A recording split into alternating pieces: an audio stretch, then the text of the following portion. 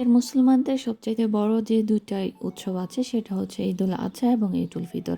তো যেহেতু সামনে আর কয়েকদিন বাকি আছে, আমাদের ঈদুল ফিতর চলে গেছে, এখন ঈদুল আজহা আসবে। তো এটা হচ্ছে আমরা বেসিক্যালি কুরবানির ঈদ নামে সবাই পরিচিত, এটা জানি। এবং তখন কিন্তু মাংসের একটা ব্যাপার অবশ্যই আছে, কারণ আল্লাহর নামে কুরবানি করা হয়, পশু কুরবানি করা হয়। তো সেক্ষেত্রে দেখা যায় গরিব মানুষদেরকে বিতরণ করার পরে মাংস অবশ্যই কিন্তু সবাই বাসায় রান্না করে। তো বিভিন্ন প্রকার রেসিপি রান্না করার জন্য বিভিন্ন জিনিস আমরা কিন্তু করে থাকি। আজকে আমি আপনাদের মাঝে সেরকম একটা রেসিপি নিয়েছি, আর এটা কি আমি দেখাবো সেটা হচ্ছে গরুর যে লেজ থাকে, এই লেজের মাংস কিভাবে রান্না করে এবং গন্ধ ছাড়া কিভাবে পারফেক্টলিভাবে রান্নাটা করতে পারবেন, সেটাই আজকে শেয়ার করব। আসসালামু আলাইকুম, যে যেখান থেকে আমার ভিডিও দেখছেন, আশা করছি সবাই ভালো আছেন। আলহামদুলিল্লাহ, আমরাও ভালো আছি। তাহলে চলুন মূল প্রসেসে যাওয়া যাক। আর মাংস রান্না করার জন্য বেসিক্যালি আমাদের যেসব উপকরণ প্রয়োজন পড়ে, তার মধ্যে হচ্ছে আমি এখানে 3-4টা তেজপাতা নিয়েছি গোলমরিচ, আর হচ্ছে নিয়েছি এলাচ। আমি এক্সট্রা যে মশলাগুলো আছে এগুলো কিন্তু খুব কম ইউজ করি। এরপরে দিয়েছি লবঙ্গ, তারপরে নিয়েছি হচ্ছে আমাদের যেই দারুচিনি আছে সেটা। আপনারা চাইলে অন্যান্য এক্সট্রা যে জিনিস থাকে সেগুলো ব্যবহার করতে পারেন, তবে আমি আগেই বলছি আমরা কিন্তু এগুলো একটু কম ইউজ করি, সেই সুবাদে আমি কম নিয়েছি। এবার চলে আসলাম চুলায়, একটা ফ্রাই প্যান বসিয়ে দিয়েছি। ফ্রাই প্যানে আমি দিয়ে দিচ্ছি এক্সট্রা ভার্জিন অলিভ অয়েল তেল। আপনাদের কাছে যদি অলিভ অয়েল না থাকে অবশ্যই সয়াবিন তেল ব্যবহার করতে পারেন, এটা ডিপেন্ড করে আপনার চাহিদা এবং আপনাদের রুচির উপরে। আমরা সবসময় অলিভ অয়েল তেল দিয়ে রান্না করি, সেজন্য অলিভ অয়েল দিলাম। এরপর যে শুকনো যে উপকরণগুলো আছে সেগুলো সব ঢেলে দিচ্ছি, ঢেলে একটু কিছুক্ষণ একটু করে দেব, নাড়াচাড়া করে নিব।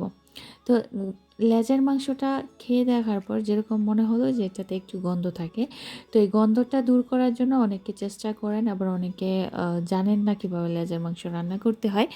তো এই গন্ধটা দূর করার জন্য কি করতে হবে সেটা আমি আপনাদেরকে অবশ্যই শেয়ার করব।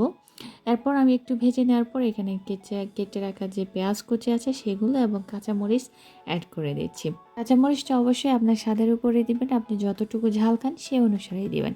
এই মশলাগুলো যখন একটু হয়ে আসবে, একটু ব্রাউন কালার হয়ে আসবে পেঁয়াজটা, তখন একটু অ্যাড করে দিচ্ছি আমি এখানে আদা এবং রসুন একসাথে ব্লেন্ড করে নেই, সেটা আমি এখানে অ্যাড করে দিচ্ছি। আর চেষ্টা করবেন মশলা একটু বেশি দেওয়ার জন্য, কারণ যেহেতু লেজের মাংসতে একটু অন্য প্রকারের একটু গন্ধ থাকে, সেই গন্ধটা দূর করার জন্য অবশ্যই কিন্তু মশলাটা বেশি দিতে হবে।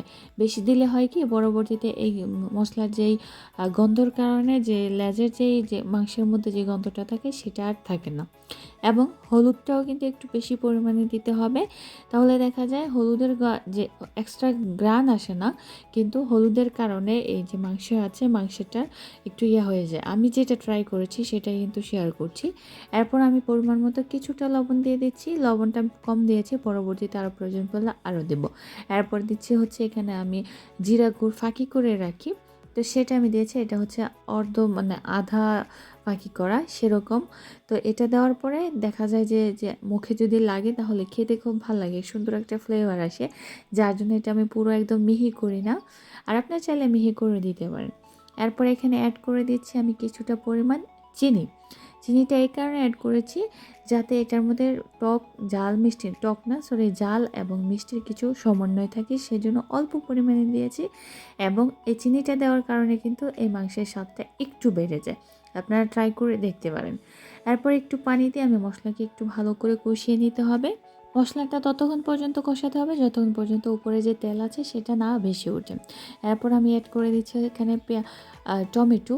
এখানে আপনি যদি চান, আপনি চাইলে অবশ্যই টমেটো অ্যাড করতে পারেন, কেউ আছে টমেটো পছন্দ করে না, কিন্তু আমরা প্রত্যেকটা জিনিসে আমরা টমেটো ব্যবহার করে থাকি। এমন কোনো দিন নেই যে টমেটো দিয়ে, মানে এমন কোনো রেসিপি নেই যে আমাদের টমেটো ছাড়া হয়, কারণ টমেটো কন্টিনিউ আমাদের বাসায় থাকে এবং সবসময় ব্যবহার করি।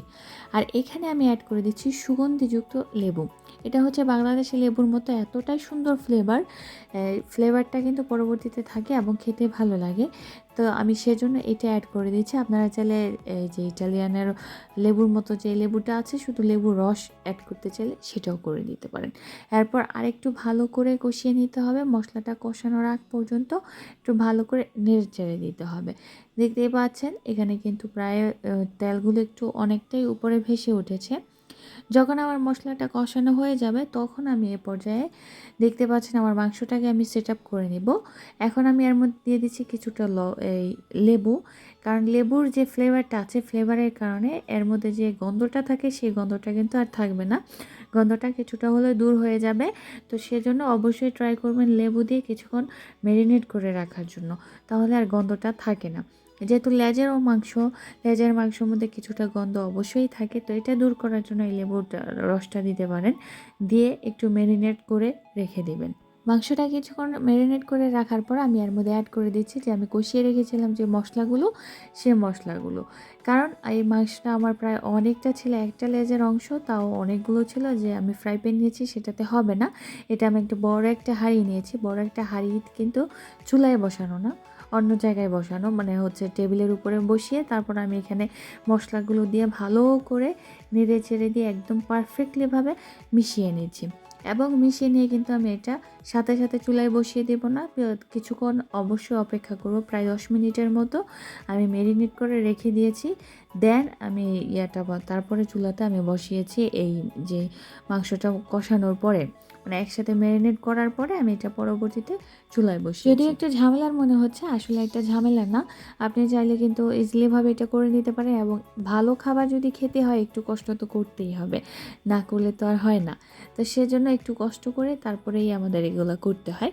এরপর আমি মাংসটা চুলায় বসিয়ে দিয়েছিলাম, বসিয়ে দিয়ে ঢাকনা দিয়ে ঢেকে দিয়েছি, দেওয়ার পরে কিছুটা পানি উঠেছে দেখতেই পাচ্ছেন।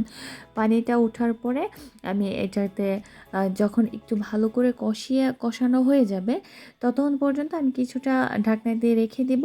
এরপরে আমি আরও যখন কষানো হয়ে যাবে এরপর আমি আর পরবর্তীতে এতে পানি অ্যাড করে দিব।